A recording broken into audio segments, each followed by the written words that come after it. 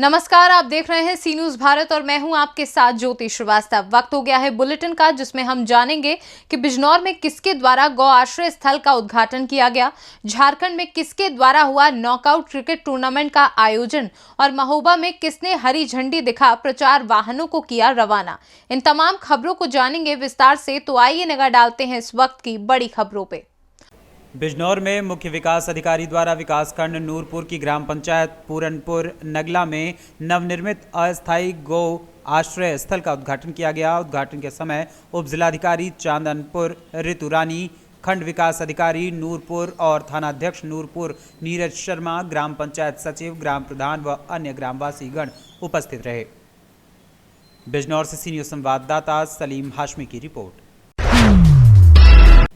पांकी प्रखंड के आसेहार के पीरी नदी आसेहार बौरा खड़ में चल रहे मुख्यमंत्री ग्राम सेतु योजना अंतर्गत पुल निर्माण का कार्य में बहुत ही घटिया सामग्री का उपयोग किया जा रहा है।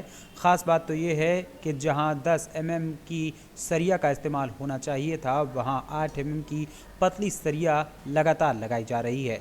ये पुल पेटी कॉन्ट्रैक्टर रियाज अहमद के द्वारा निर्मित किया जा रहा है। घटिया निर्माण को देखकर ग्रामीणों ने एक होकर कार्य को रोकने, संवेदक को इस तरह के कार्य न करने की चेतावनी दी है। ग्रामीणों ने एक स्वर में कहा कि इस तरह की मनमानी घटिया तरीके से घटिया सामग्री का उपयोग नहीं करने दिया जाएगा, अन्यथा कार्य को हम सभी नहीं होने देंगे। यदि कार्य करना है तो सही मटेरियल का इस्तेमाल किया जाए और तब कार्य को पूर्ण किया जाए। जोगिंदर, आप इस पुल बन रहा है, इसका मुंशी हैं आप? हाँ, देख रेख में है। ये लोग ग्रामीण आरोप लगा रहे हैं कि 5 बोड़ा में काम हुआ है ये वाला, और एगो इसी से 32 बोड़ा में काम हुआ है। आपको क्या कहा है, इसमें क्या सच्चाई है? भाई ठेकेदार लोग क्या होता है नहीं होता भाई, नहीं, आप तो यहाँ काम करा रहे हैं तो आपको पता होगा। किनका किनका रहती जमीन है से पुल में जा रहा है? नर्मदेव सिंह का है, विजय सिंह का है, बच्चू सिंह का है, विक्रम सिंह का है। क्या आप लोग मांग करते हैं? क्या मांग करते हैं आप लोग? हम लोग मांग करते हैं कि सीधा बना दिए, हम लोग सीधा नहीं बनाए हैं, टेढ़ा बना दिए हैं पुल। मतलब रास्ता कहाँ था, पुल कहाँ बन रहा है? रास्ता से 100 फीट हट के बना दिए। 100 फीट से तो बेसी दूरी है, कैसे आप 100 फीट बोल रहे हैं? लगभग 150 फीट है। एक तरफ से 100 फीट है, एक तरफ से 200 फीट बना दिए, 200 फीट हट के, 150 फीट हट के। तो क्या आप लोग रहती जमीन में ही पुल चल जाएगा रास्ता? हाँ, रहती जमीन में जाएगा। आप लोग का आपत्ति नहीं ना है? आपत्ति कैसे नहीं है? आप लोग रास्ता दीजिएगा नहीं, निकलने के लिए? नहीं, तो पुल बनने से फिर क्या फायदा हुआ? फिर कोई फायदा नहीं है, सीधा बनना चाहिए, टेढ़ा बन रहा है। कुमार हुआ। क्या कारण है जो आप लोग ऐसे भीड़ लगाए हुए हैं? यहाँ पुल में एकदम घटिया निर्माण हो रहा है, इसलिए हम भीड़ लगाए हैं। क्या मांग करते हैं आप लोग? कैसे जान रहे कि घटिया काम हो रहा है? एकदम घटिया देखने वाला चीज़ है। देखिए भूरा हो जा रहा है सीमेंट, 8 दिन हुआ है ढलैया, वो बाल अभी देखिए तो पूरा मैसा जा रहा है, बाल हो जा रहा है। कौन सा सीमेंट लगाया जा रहा है? बांगर सीमेंट है। संवेदक का क्या नाम है? संवेदक जिसका नाम है उसका संजय चंद्रवंशी के नाम से है एक पेपर, और पेटी कॉन्ट्रैक्ट पर दे दिया है ये मेराज खान को। क्या आप लोग मांग करते हैं? हमें की मांग है कि अच्छा काम हो, गुणवत्तापूर्ण काम हो। डालना है 2.5 एक में तो डाल रहा है 6 एक में मसाला, 30 अथी बोकेट डाल रहा है छरी, 25 बोकेट बाल डाल रहा है, 12 बोरा उसमें सीमेंट मिला रहा है। कितना बड़ा पड़ना चाहिए आपके हिसाब से? 24 बोरा पड़ना चाहिए। 2.5 एक के होना चाहिए ढलैया। देखे वाला चीज है, लाइए हम दिखाते हैं। छड़ में भी गुणवत्ता नहीं है। रात में बोला है कि 28 mm और सब 25 mm लगा है, 25 और 16 8 mm लगा है। इंजीनियर द्वारा बताया गया था 28 mm। नहीं, बोलता है हम इंजीनियर है। आप लोग का है, आप लोग देखिए खाली। पांकी झारखंड से सी न्यूज संवाददाता अमित की रिपोर्ट। लातेहार में बढ़ती ठंड को लेकर लातेहार उपायुक्त भोर सिंह यादव के निर्देश पर हेरहंज अंचलाधिकारी प्रदीप कुमार दास ने हेरहंज के चौक चौराहे पर अलाव की व्यवस्था कराई है, ताकि ठंड से लोगों को बचाया जा सके। लातेहार से सी न्यूज संवाददाता मनीष गुप्ता की रिपोर्ट। खबर महोबा से है, जहां सड़क सुरक्षा अभियान का शुभारंभ हुआ। समाज सेवी और शिक्षकों के साथ प्रशासनिक अमले को दिलाई गई यातायात नियमों की शपथ। हरी झंडी दिखाकर प्रचार वाहनों को रवाना किया गया। प्रचार वाहन शहर की गली गली जाकर यातायात नियमों के प्रति लोगों को जागरूक करेंगे। जागरूकता के साथ साथ यातायात नियमों का पालन करने में भी अग्रणी भूमिका यातायात पुलिस निभाएगी। महोबा से सी न्यूज संवाददाता राहुल कश्यप की रिपोर्ट। बिहार के औरंगाबाद के अनुग्रह नारायण परिसर के पास बिहटा अरवल औरंगाबाद रेलवे संघर्ष समिति द्वारा आज से औरंगाबाद से पदयात्रा पटना डीआरएम ऑफिस एवं हाजीपुर जोनल कार्यालय तक पदयात्रा का कार्यक्रम है। कार्यक्रम के दौरान संयोजक मनोज सिंह यादव ने बताया कि 42 वर्षों से लंबित बिहटा अरवल औरंगाबाद रेलवे लाइन लंबित है। ये परियोजना 4 लोकसभा क्षेत्र पटना, जहानाबाद, अरवल, काराकाट औरंगाबाद के 70 लाख की जनता को इस रेल परियोजना की आस है। संघर्ष आंदोलन भी संघर्ष समिति द्वारा निरंतर जारी है। केंद्र सरकार कभी 20 करोड़, कभी 25 करोड़, कभी 50 करोड़ की राशि आवंटित करती है, जबकि परियोजना की लागत 330 करोड़ रुपए की है और आज बढ़कर 4504 करोड़ रुपए हो गई है। फिर भी लगातार जनप्रतिनिधियों की आवाज उठाने के बाद भी संसद में सरकार अनदेखी कर रही है। नमस्कार, स्वागत है। आप देख रहे हैं सी न्यूज भारत और मैं हूं रमाकांत सिंह। तो मैं अभी मौजूद हूं औरंगाबाद में रेलवे लाइन संघर्ष समिति बिहटा अरवल औरंगाबाद रेलवे संघर्ष समिति के संयोजक श्री मनोज कुमार जी यहां पर हैं। तो इनसे जानते हैं कि ये जो कार्यक्रम हो रहा है इतना बड़ा रूप ले रहा है, आखिर इस चीज़ का क्या उद्देश्य है? देखिए, केंद्र सरकार के देश के प्रधानमंत्री और रेल मंत्री से ध्यान आकृष्ट कराने के लिए 155 किलोमीटर का पदयात्रा आज प्रारंभ किया गया है औरंगाबाद समरनालय से। और ये लड़ाई 2015 से जारी है और लगातार मांग है, डिमांड है कि क्षेत्र के 4 संसदीय क्षेत्र औरंगाबाद, काराकाट, अरवल, जहानाबाद और पाटलिपुत्रा, ये डिमांड स्पष्ट रूप से है कि 3500 करोड़ जो इसका प्रकलन की राशि है, जो एस्टिमेट है, उसको देने का काम केंद्र सरकार करे। यही डिमांड लेकर के यह पदयात्रा हो रहा है और सभी लोगों से आग्रह है, जितने लोग हैं ऊपर जो बैठे हुए हैं रेलवे अधिकारी, वो सारे अधिकारी इस इलाके को और अरवल और औरंगाबाद के क्षेत्रों को नज़रअंदाज कर रहे हैं और देश के प्रधानमंत्री इसको देखें और इसमें बजट देने का काम करें। पदयात्रा का जो कार्यक्रम है कितने दिनों की चलेगा? ये 7 दिन का पदयात्रा है। हर दिन 25 किलोमीटर, 155 किलोमीटर होता है यहाँ से हाजीपुर, वहाँ तक जाएगा। वहाँ रेलवे जोनल कार्यालय है, वहाँ तक हम लोग पदयात्रा के माध्यम से सरकार को ध्यान आकृष्ट कराने का काम करेंगे। और इसमें तमाम लोग जो है, अरवल तो एक ऐसा जिला है भारत के मानचित्र पर जहाँ रेल ही नहीं है, जहाँ कोई पूरे देश के मानचित्र पर ही जनरल नॉलेज बना हुआ है। और यहाँ के माननीय सांसद लोग अगर जोरदार तरीका से उठाते तो आज जनता को इस सवाल पर रोड पर खड़ा नहीं होना होता। आज सांसद लोग एक जोरदार तरीका से नहीं उठा रहे हैं। देश में 75वीं वर्षगांठ मना रहा है, जहाँ बुलेट ट्रेन की बात हो रही है, जहाँ घर घर ट्रेन से लोग जा रहा है, और वहाँ पर ये औरंगाबाद और अरवल के लोग 500-700 रुपया दे करके इस 100 किलोमीटर का यात्रा सफर कर रहे हैं। आपको रेलवे नहीं दिया जा रहा है। ये 4 संसदीय क्षेत्र के सांसद हैं, तो इनसे क्या उम्मीदें हैं? क्या ये बात को नज़रअंदाज करते हैं? हम लोगों ने ज्ञापन दिया, 36 जगह हम लोगों ने ज्ञापन दिया, जिसमें 4 सांसदों को भी दिया। इन लोगों ने बात रखी कि संसद में हम लोगों ने बात रखा, फेसबुक व्हाट्सएप के माध्यम से हम लोगों को जरिए पहुँचाने का काम किया। लेकिन जो इन लोग को धारदार लड़ाई लड़नी चाहिए, जो आज 13 साल से जो नरेंद्र मोदी की सरकार है, जो आपको औरंगाबाद, जहानाबाद और तमाम जो सांसद थे, इनके सांसद थे। तो सरकार से क्या मांग है? सरकार से 3500 करोड़ राशि का मांग है, ताकि काम हो सके, रेलवे बन सके, अरवल, औरंगाबाद, दाऊदनगर, ओबरा, इसको रेल मिल सके, पालीगंज, विक्रम के लोग भी रेलवे का सफर कर सके। यही डिमांड है। अगर इस पद यात्रा के बाद भी सरकार ठीक ढंग से नहीं जाएगी तो क्या आगे क्या होगा? इसमें देखिए, लगा होगा कि रेल नहीं तो वोट नहीं, ये दिखाना चाहे। ये लड़ाई जो अगला बार होगा, कि रेल नहीं तो वोट नहीं का लड़ाई होगा।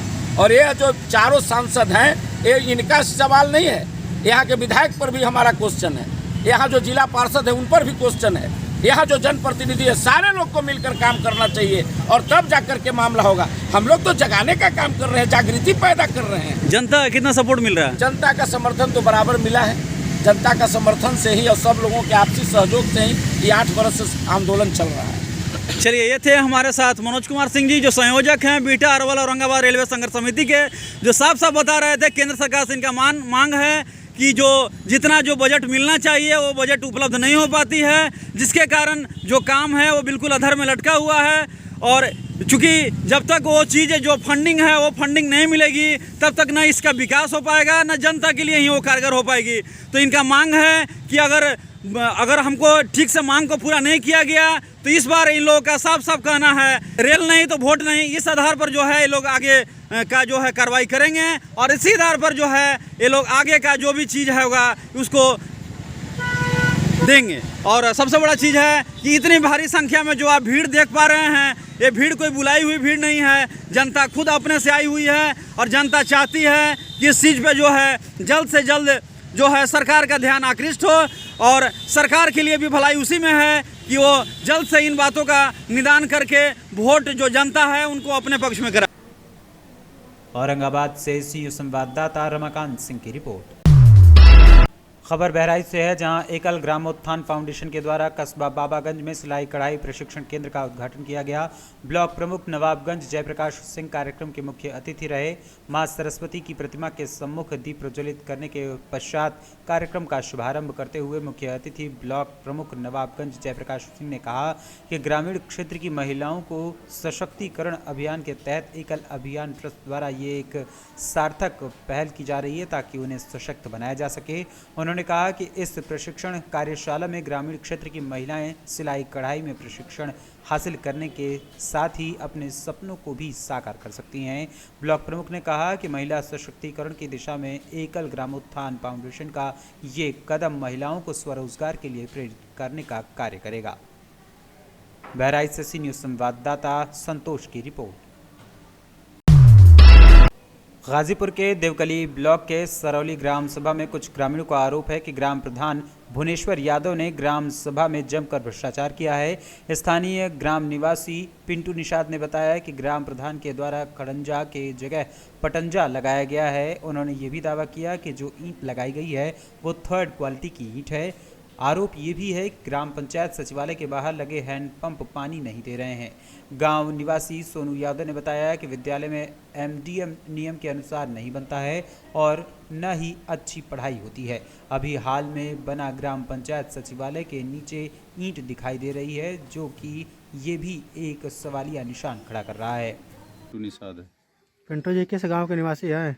जी ग्राम सरौली के निवासी हैं। ब्लॉक कौन सा पड़ेगा? ब्लॉक देवकली। पिंटू जी क्या समस्या है आपकी ग्राम सभा की? ग्राम समस्या की तो बहुत सारी समस्या है। जैसे क्रमवार बताएं। क्रमवार जैसे यहाँ पे खड़ंजा लगना चाहिए तो यहाँ पर पटंजा लगा है। अच्छा, दूसरी बातें बताइए।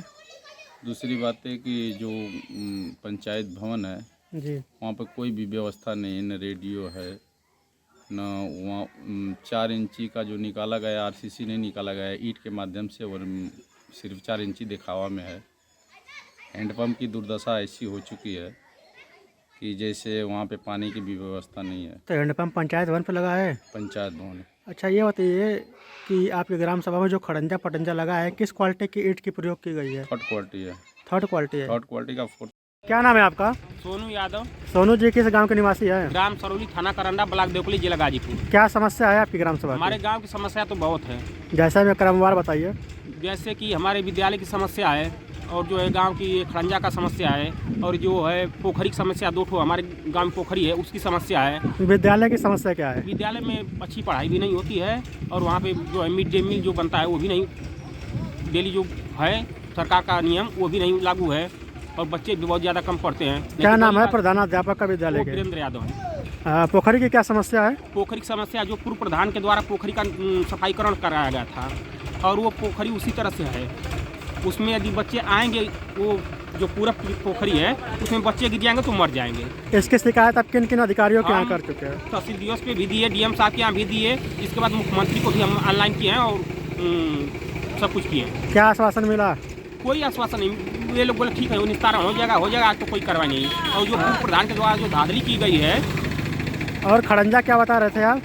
वो पता नहीं, वो खड़ंजा का क्या पटंजा लगाया जा रहा है वहीं हमारे। कैसा ईंट का प्रयोग किया जा रहा है? ईंट का तो पूर्व प्रधान के द्वारा जो है कि ये भी मतलब कि ये शौचालय है उसमें भी 2 नंबर का ईंट का प्रयोग हुआ। उससे हम BDO साहब को भी बुलाए थे, लोग मतलब हमको सांत्वना दे ठीक है उचित कार्रवाई होगी, लेकिन कोई कार्रवाई नहीं। वर्तमान प्रधान द्वारा कैसा कार्य वो कराया भी जा रहा है? मतलब कि हिला हवाली कर रहे हैं। क्या नाम है प्रधान जी का? वो भुवनेश्वर है, 2 नाम है। इसी गांव का प्रधान सरौली। हाँ। ब्लॉक कौन सा पड़े? गाजीपुर से सी न्यूज़ संवाददाता इकरामुल हक की रिपोर्ट। रोहतास समाहरणालय के डीआरडीए भवन में रोहतास जिलाधिकारी धर्मेंद्र कुमार अधिकारियों के साथ बैठक कर रहे थे। इसी दौरान डीआरडीए भवन में भोजपुरी में आल्हा लोकगीत गाने वाले आकाशवाणी पटना के नेत्रहीन कलाकार सुरेंद्र नाम जिलाधिकारी धर्मेंद्र कुमार से मिलने के लिए पहुंचे थे। मीटिंग खत्म होने के बाद जैसे ही जिलाधिकारी धर्मेंद्र कुमार और डीडीसी शेखर आनंद बाहर निकले तो नेत्रहीन कलाकार सुरेंद्र राम को उनकी खबर मिली, जिसके बाद सुरेंद्र राम ने अपने आप को आकाशवाणी पटना में प्रस्तुति दे चुके आल्हा लोकगीत गायक के रूप में अपनी पहचान बताई। नेत्रहीन गायक सुरेंद्र राम ने आगामी 26 जनवरी गणतंत्र दिवस के अवसर पर आल्हा लोकगीत प्रस्तुत करने की इच्छा जाहिर की। उन्होंने जिलाधिकारी धर्मेंद्र कुमार से आग्रह किया कि उन्हें 26 जनवरी को अपनी वाणी में आल्हा लोकगीत गाने की अनुमति दी जाए, जिसके बाद डीएम धर्मेंद्र कुमार ने नेत्रहीन लोक गायक सुरेंद्र राम को आश्वासन दिया और उनका संपर्क नंबर और पता नोट किया और उन्हें आश्वासन दिया कि 26 जनवरी को उनकी प्रस्तुति लोगों के बीच कराई जाएगी। सर आए हैं प्रोग्राम के बारे में अल्लाह के गायक हैं जी, पटना आकाशवाणी रेडियो के कलाकार हैं नेत्रहीन जी। किस प्रोग्राम के लिए? प्रोग्राम क्या है आपको, क्या करना है? प्रोग्राम देना है अल्लाह का। अच्छा, अल्लाह रुदल के कहानी गाते हैं, बावनों खंड की लड़ाई। अच्छा, एक बार ये जिला स्तर से मिली, एक बार प्रोग्राम 26 जनवरी के चाहे 22 दिवस में फरवरी की मार्च में होला वो कभी हमारा मौका मिले सरकार। क्या नाम हुआ आपका? नाम है सुरेंद्र राम। कहाँ मकान हुआ? मकान नोनहर, विक्रमगंज थाना, जिला रोहतास। Mobile number. रोहतास से सी न्यूज़ संवाददाता पंकज कुमार की रिपोर्ट। रोहतास के सासाराम शहर के फजलगंज स्थित मल्टीपर्पस हॉल में गुरुवार को बिहार सरकार अंतर्गत कला, संस्कृति एवं युवा विभाग के तत्वावधान में जिला प्रशासन द्वारा जिला स्तरीय युवा महोत्सव का आयोजन किया गया, जिसका जिलाधिकारी धर्मेंद्र कुमार ने दीप प्रज्वलन कर विधिवत उद्घाटन किया। इस अवसर पर उपस्थित युवाओं, अभिभावकों सहित अन्य दर्शकों को संबोधित करते हुए जिलाधिकारी ने कहा कि युवाओं की सृजनात्मकता एवं कलात्मक अभिरुचियों एवं उनकी प्रतिभा को प्रदर्शित करने का ये एक अच्छा मंच है तथा भविष्य में भी जिला प्रशासन द्वारा इस प्रकार के आयोजन होते रहेंगे ताकि स्थानीय प्रतिभाओं को उचित मंच दिलाया जा सके। उन्होंने युवाओं से अपील करते हुए कहा कि आप अपनी अभिरुचियों के प्रति ईमानदारी से समर्पित रहें तथा सकारात्मक ऊर्जा के साथ अपने कार्यों को निरंतर करते रहें और अपनी प्रतिभा को निखारने में भी अपना समय लगाते रहें। ये प्रत्येक वर्ष युवा महोत्सव का आयोजन किया जाता है। ये 2022 की प्रतियोगिता थी, वो हो नहीं पाया था, तो इसको आज कराया जा रहा है। इसमें बच्चे जो 15 वर्ष से लेके 35 वर्ष की उम्र के हैं, इसमें कई सारी विधाएं हैं जिसमें बच्चे अपना भाग लेते हैं और जो इसमें चयनित होंगे वो राज्य स्तर की प्रतियोगिता में वो शामिल होंगे। वो पुरस्कृत भी किया जाता है क्या? इनको सर्टिफिकेट दिया जाता है यहाँ से, और जो बच्चे यहाँ के बाद जो स्टेट में जाएंगे उनको वहाँ पे पुरस्कृत भी किया जाएगा। आपका नाम सर? मेरा नाम हुआ राघवेंद्र प्रताप सिंह, DPO सर्व शिक्षा अभियान रोहतास। रोहतास से सी न्यूज़ संवाददाता पंकज कुमार की रिपोर्ट। फिलहाल इस न्यूज़ बुलेटिन में बस इतना ही। देश और दुनिया की बाकी खबरों के लिए आप देखते रहिए सी न्यूज़ भारत।